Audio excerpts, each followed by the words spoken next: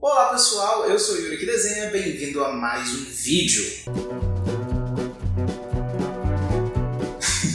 Eu tava aqui hoje pensando que eu tenho a nítida sensação de saber como é uma vila japonesa, mesmo sem nunca ter ido pro Japão. Isso é parte da minha infância, do mesmo jeito que um almoço de domingo na casa da minha avó. Isso porque eu passei muito tempo assistindo os desenhos na televisão, Naruto, Dragon Ball. A gente praticamente cresceu assistindo parte da cultura japonesa, elementos de uma cultura que está tão distante da nossa. Monstros gigantes, criaturas gigantes, deuses, golpes, robôs principalmente, deuses, batalhas, guerras, tudo isso que a gente cresceu assistindo e nos encantou por tanto tempo, agora é tão comum pra gente quanto os elementos da nossa própria cultura. Aliás, não, mentira, não é.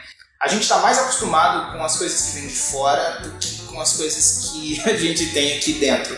A gente tem uma riqueza muito grande, fauna, flora, história, cultura, que a gente meio que não liga muito. É meio que o complexo de vira-lata, síndrome de vira-lata. A gente gosta do que vem de fora. E o que tem aqui a gente meio que não dá muita atenção. A gente parece que não se importa muito. O que mais eu tinha pra dizer? O Japão influenciou, principalmente o Japão influenciou uma galera quando a gente está falando de desenho. Um tempo atrás tinha em qualquer banca de jornal. Gente, ainda tem banca de jornal?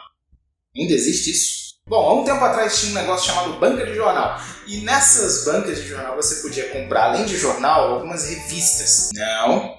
A gente podia comprar revistas de vários temas diferentes, revistas de cifra, para você aprender a tocar um violão, um instrumento.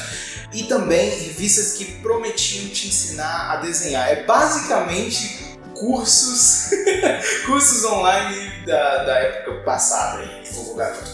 E muita gente foi influenciada pelo estilo mangá, pelo estilo japonês na hora de desenhar e aprender a desenhar. Então a gente via esses elementos na TV e também quando a gente queria reproduzir algum personagem, aprender a desenhar. O curioso é que depois de um tempo você talvez descubra que muito daquilo que a gente via com nome de golpes, nome de personagem, não existe por acaso, não foi inventado por alguém simplesmente porque o nome é muito legal. Boa parte das histórias que a gente conhece e dos nomes que a gente está familiarizado vem de parte da cultura japonesa, de guerras, nomes importantes, nomes de deuses, de personagens folclóricos, criaturas mitológicas que são próprias daquele povo. E eu não digo só o Japão, os Estados Unidos faz muito isso, né? Modifica a história, cria toda uma narrativa de acordo com o seu ponto de vista e aquilo que é importante para eles e como eles enxergam tudo, basicamente. Criaturas como Godzilla, por exemplo, são muito características do povo japonês, da cultura japonesa e de alguns traumas e medos que eles viveram também. Onde eu quero chegar com isso tudo? Eu quero chegar no ponto que nós temos as nossas próprias histórias e que a gente não está olhando tão bem para isso, passa sempre uma moto. Onde eu quero chegar? Eu quero chegar aqui. A gente tem as nossas próprias histórias e elementos pouco explorados. A gente também não busca muito saber. E eu acho que aqui a gente tem uma oportunidade única, talvez. Não essa ideia de copiar o que o outro está fazendo, mas olhar o jeito que ele está fazendo e tentar trazer para cá também. Histórias que a minha avó contava, histórias que a sua avó contava, que são histórias que para a grande maioria das pessoas é inédita. Coisas que faz parte do seu cotidiano, que faz parte da sua infância talvez, mas que o resto do mundo não conhece. Histórias do Saci Pererê, da Mula Sem Cabeça.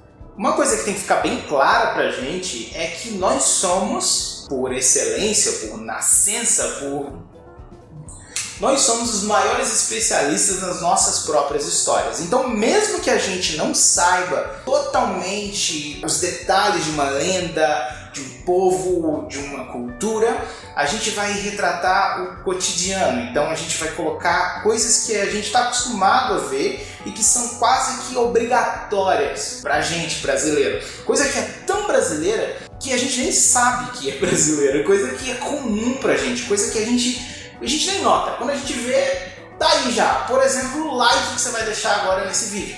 Como é que é? Tá aí Cidade Invisível, né, da Netflix, que não deixa eu mentir, como é fantástico poder explorar esses elementos tão comuns pra gente, completamente desconhecidos pro resto do mundo. E é isso que eu estou fazendo lá no meu Instagram, aqui ó, aqui embaixo, Yuri que desenha, me segue lá. Eu tô postando alguns desenhos que não são só representações de personagens folclóricos da mitologia brasileira, mas adaptações, brincadeiras que a gente consegue fazer, personagens que a gente consegue criar, usando todas essas histórias como plano de fundo e usando também os nossos elementos, uma coxinha, um pastel na feira, de repente um açaí, coisas que a gente está acostumado que são pra gente o que talvez seja um ramen pro Naruto. Na verdade, eu quero te convidar pra gente começar uma jornada aqui nesse canal, onde a gente vai tentar reproduzir, tá? Você e eu, a gente vai tentar reproduzir novos elementos, novas criaturas, novas histórias a partir do que a gente já sabe e do que a gente vai ficar sabendo da cultura brasileira, do nosso folclore e tudo aquilo que a gente pode mexer, dar um jeito. Então me acompanha porque eu vou pra tela agora, eu vou responder aqui a alguns pedidos que foram feitos nos vídeos passados e lá no meu Instagram também. Então se você tiver algum pedido para fazer, quiser participar de algum jeito, vai lá no meu Instagram que eu tô sempre colocando caixinha lá e é lá que eu respondo, porque por aqui vai ficar meio complicado. Eu vou começar a desenhar aqui agora, você vai acompanhar o processo, eu vou mostrar a minha tela, de alguns personagens do nosso folclore de um jeito que talvez você ainda não tenha visto. Então, vamos lá.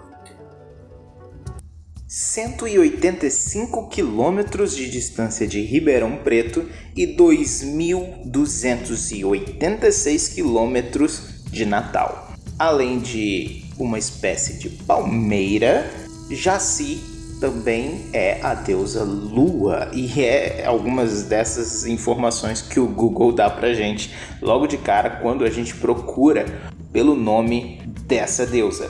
Aqui tem uma informação: filha de Tupã, Jaci é a deusa da lua e guardiã da noite, responsável pela reprodução. Ela tem o dom de despertar as saudades nos corações dos caçadores e guerreiros para que voltem sempre ao colo de suas esposas e cuidem de suas famílias. Vale a pena dizer também que existe muita variação dessa lenda, dessa deusa, dessa divindade. Em algumas histórias ela é filha de Tupã, em outras ela é sua esposa. Então a gente vai ter que escolher uma dessas versões da lenda, do mito, para a gente poder seguir por aqui. Eu gosto da ideia de que Tupã tenha criado Jaci, porque ficou mais fácil para organizar desse jeito. Depois a gente vai fazer um vídeo só falando sobre Tupã. Mas o que você está vendo aqui é o processo acelerado do desenho da Jaci, que eu já fiz faz um tempo e postei lá no meu Instagram, que você já sabe qual é, porque você já está me seguindo, não é mesmo? Bom, eu tinha feito essa base por baixo com um rascunho e aqui eu estou dando uma refinada na linha. Talvez no futuro eu traga o processo ou os processos do zero, né, do início, mas aqui eu já tinha feito uma base mais ou menos de pose como eu queria e estava aqui refinando. A Jaci é uma personagem muito importante dentro da mitologia brasileira, porque ela é cultuada, ou ela é adorada, ela é tida como uma deusa em vários povos. Então você encontra Jaci presente no panteão de vários povos indígenas aqui do Brasil, por isso tem tanta variação assim para ela. Entre seus feitos, nós sabemos que tudo que envolve a lua tem participação direta ou indireta da deusa Jaci.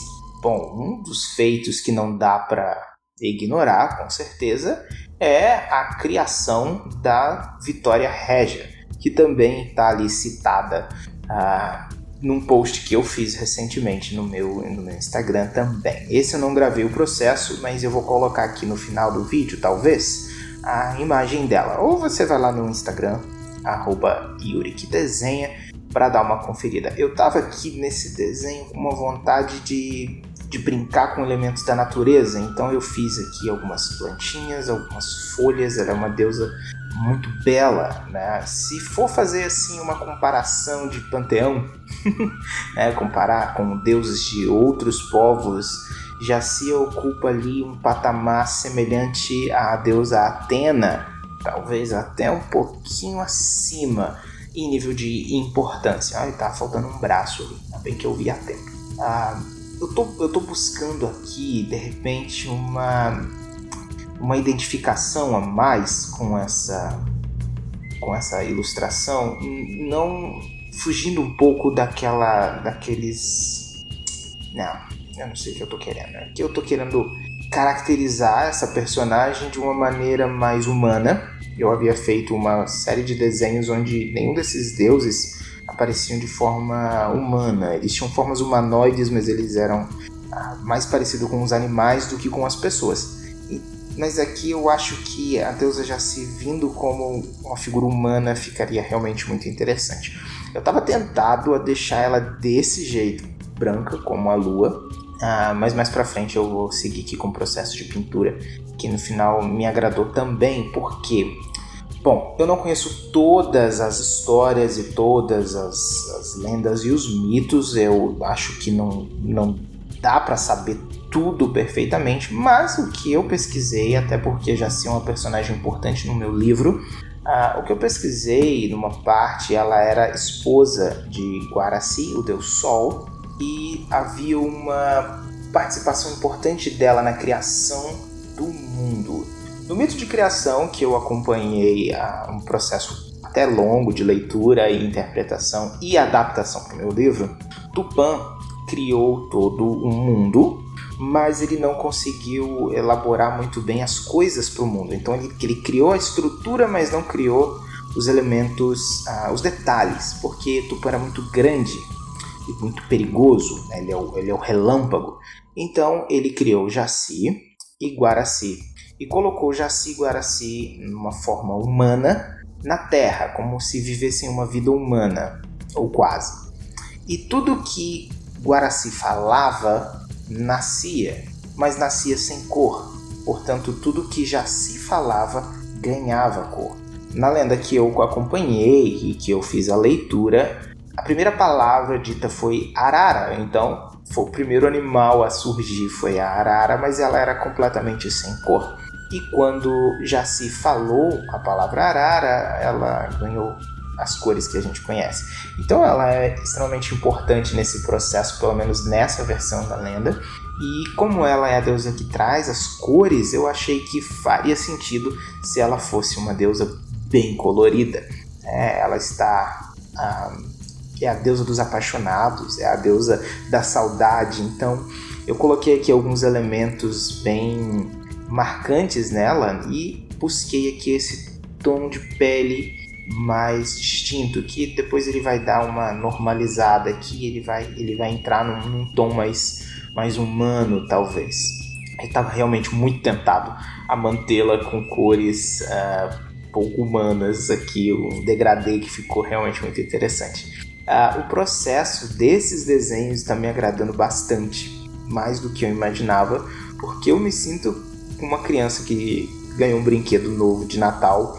Explorar toda essa mitologia brasileira e esses elementos realmente são muito, muito maravilhosos. Eu vou continuar fazendo isso lá no meu Instagram e por aqui também, por aqui um pouquinho menos, um pouquinho mais demorado por conta dos vídeos, mas lá com muito mais frequência. Então me segue para ver tudo que eu vou postar por lá e por aqui também se inscreve no canal.